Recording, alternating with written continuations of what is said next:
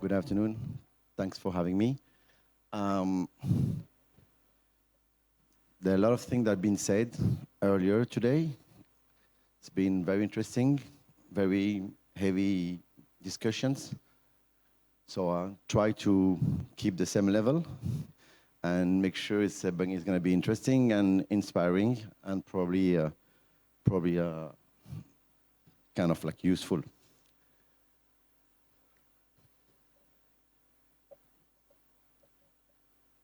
So this is the plan, short biography, who I am. We're going to mention Off the Grid, our program at TRT World. Some insight from awards winning with a focus on the Emmy that we won in last September 2023. And some thoughts about investigative documentary in today's world, why we should do it and how we should do it, and what's the benefit, not only for the audience, but also for the channel, but also for the society, and making sure that this investigative journalism is not like, falling somewhere in a crack. But before that, I would like to explain who am I. So my name is Mouhssine Ennaimi. I am a French citizen. I work for TRT World as an executive producer and co-founder of the Grid series. I come from radio, print, photography, and then TV. So I experience any kind of like media. I have a strong appetite for social media too, because I think it's also the future, and it's been debated a lot of at many occasions today. It's also very interesting to also discuss about AI and how it goes in our industry. So I lived in many countries. I used to be correspondent. I was correspondent in Sri Lanka. I was correspondent in India. I was correspondent in Jerusalem.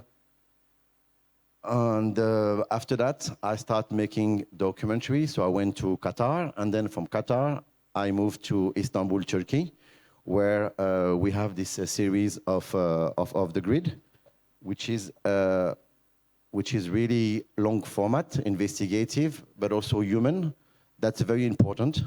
We really try to make sure that it has a human face. Why from news to documentary? It's just simple. After doing news for a long time, I felt the need that I should shift to something longer. When you tell in-depth story in a news package, sometimes you have the frustration of not being able to say more than the story deserves, than the character deserves. And that's very important that I mention the character, because character is critical when you do a documentary, especially investigative. Information is really important, but also the character, but we will speak about this later.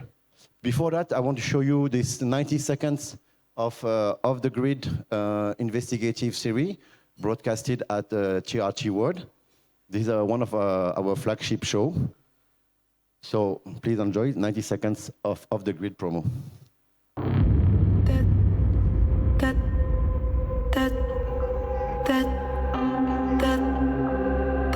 When life takes an unexpected turn,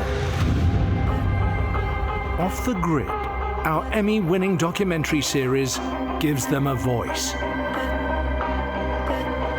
Incisive. От тоді ми зрозуміли, що це все серйозно, що росіяни прийшли нас вбивати. لعبوا علينا اللعب، أخذوا لي كيلوتي وتركوني. Investigative. بدك أسلحة فرودة، كلاشينات، بدك إياه كل شيء موجود.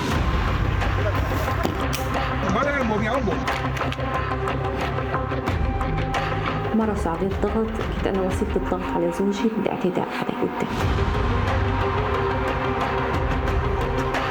Inspiring.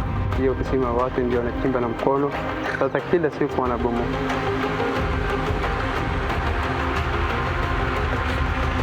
We expose injustice and capture the struggle of people battered by the unpredictable world.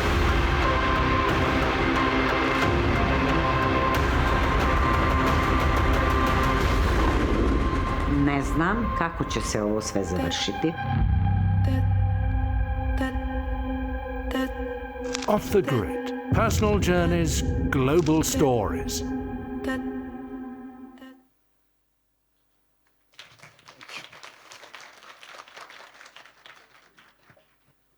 So this show was created 5 years ago. The idea behind it was to tell in-depth stories, to reveal information, and also to make sure it's not too dry, because the goal is for the audience not only to learn, but also to remember what's going on.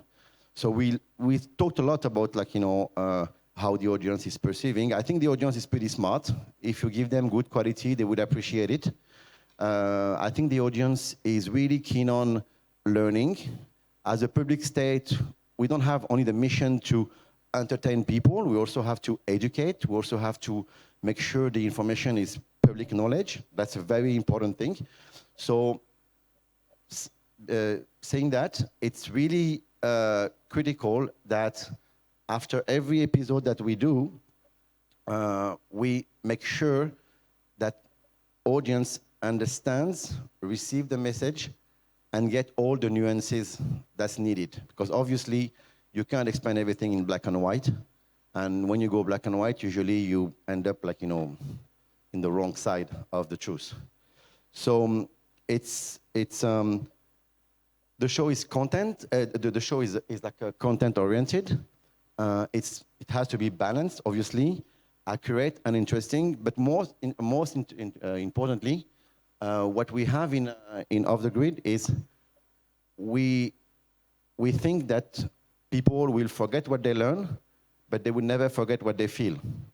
So by having strong characters, by making sure the audience identify to them, without going too emotional, because that's too easy and that's too cheesy. So you want to be accurate, but also human. And that's why we have this show, which explain from the human perspective when they reach a turning point in their life. And that's why the slogan is personal journeys, but we touch, obviously, global stories, because we're an international channel. We have to reach a mass audience, English-speaking audience, but the idea is to make sure that the global, the story is speaking to everyone. One other aspect also, which is important for investigative journalism, is I think sometimes we tend to forget the aesthetics. Of course, content is king, and of course, a mobile phone video with a strong content will always perform very well. But I think we can also make an effort as a filmmaker, executive producer, director, to focus also on the aesthetics. And that's quite important because obviously TV is a visual art. And by visual arts, you can't neglect the beauty of a shot. You can't neglect the importance of light. You can't neglect the purity of sound. And I'm not talking about technical here. I'm talking about how it looks good and how at the end it does not disturb you and even actually attracts you and sometimes inspire you. So the human factor is quite important, and that's why, for example, we don't make a strap of the characters, because after every episode, you're supposed to remember Irina, you're supposed to remember Abu Ahmed, you're supposed to remember anyone because you heard their story, and they developed it in a very strong and emotional manner that at the end you can't forget them. And that's why I was saying people really forget what they learn, but they never forget what they have felt. So this is a short selection of what we did. There's much more, of course. So this is the one that won the Emmy, the Ukraine Wartime Diaries. It's the pitch was people investigating and people documenting war crimes while the war is still going on. It happens by the past, but to be honest, it's very rare. Usually we wait until the war is finished, and then after we start investigating. But for this, one of the first time in Ukraine, we did that. I want to focus also on this one. Silent Death is the first one that I did. It's about organ trafficking during the migrant crisis. So basically, people were so broke that they resort to sell their organs so they can get some money and then move their family to a different country, mostly Europe or sometimes the US, America. And it was very emotional because obviously nothing goes as planned. Some of them get cheated, some of them get shot. But it was very interesting because I had to interview the mafia ringleader, who is the one collecting the organs and taking care of the patients. So that was very, very difficult, and I will probably mention it again because there is a lot of things about the thing to do and not to do. As you can see also, we don't have a specific region. This is about Syria, this is about Croatia, this is about Bosnia, Malaysia, Lebanon, Tunisia, Italy. This is Kenya fighting for water, which is something we did like on the climate crisis, because we mentioned this earlier. Climate crisis is a big issue, and it's going to come more and more obvious. And fighting for water is exactly what's happening in Kenya and other countries. So we had few awards. We'll be very proud of getting a lot of awards from London, Italy, US, Brazil, Oslo. And of course, I want to focus on the Emmy. Emmy is the most prestigious award. It's very, very hard. You have a huge competition. Some of them call it the Nobel Prize of TV. I'm not a big fan of this comparison because I don't feel myself as important as a Nobel Prize. But yeah, the competition is really, really tough. You have thousands of applications. It's all over the world. And obviously, when you being nominated, it's really an honor. And that's why they give you a medal, because they consider that the 4 people who have been nominated deserve to win. Then there's one winner. The organ trafficking piece was nominated in 2018, but the Ukraine one has been the winner in the last session in 2023. And I'm not going to lie to you, it's very exciting, it's fascinating. You get the recognition, you get the exposure. It also boosts your credibility. But what's very interesting also, it encourages you to do bigger, longer, higher, and that's what we're doing at TRT World. We are going bigger on this show, making sure it's gonna keep doing better and better episodes, and we have all the appetite, and the team is behind it to make sure that we keep the high standards of quality. And also, it gives you the responsibility. When you get an Emmy, you can't say you get a lot of exposure, so you have to be cautious of what you're saying, and what you're producing, and what you're putting on air, because you can always be seen as someone carrying the heritage of an Emmy. But that's quite fascinating experience, to be honest. They don't tell you anything. A lot of people ask me the question. They don't tell you anything. Even at the last minute, they don't tell you anything. I was literally surprised. Then they call you on stage, and you have to make a speech of 35 seconds. But they want to keep it surprise. They want to keep the surprise, and they want to make sure that nothing is said well too prepared. And the last thing is investigative journalist. So I put a few shots of me here on the field. So this one was about the organ trafficking. Why I put this photo here? Because this guy, he's a nurse, and he was the direct witness of organ removal in Beirut on Syrian people. But this guy, when he wants to speak, it took me a long time to convince him. I have to say, it took me more time to convince him than the mafia ringleader, who didn't want to speak at the beginning, but just for ego, at the end, he starts to speak, because he said, I'm not a fan of anyone, I'm a mafia leader, so that's why he starts speaking. But the nurse, we change everything about him. His voice, it's in silhouette. And what's really, really interesting here is, usually when you do investigative journalism, of course you have to get your fact right. You have to reveal something. You have to make sure it's very, very strong. But at the same time, you have to protect your source. So one thing that I do usually, I don't film their face, because some of people, they film the character and they say, it's okay, I'm gonna blur you in post-production, I'm gonna crop it after on the timeline.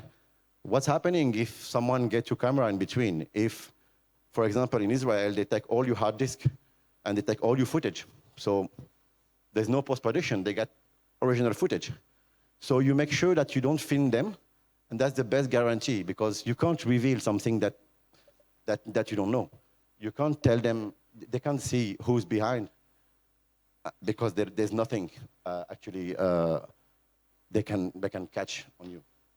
And this is in Ukraine, and this is in Gaza. Why I put these two pictures here? Because I think it's very interesting to see how the investigation is conducted, and sometimes it can be a little bit like, oriented. So we have two different war here, and as you can see, the treatment is not the same at all. So there's many things to say about hostile environment. There's many things to say about investigative journalism.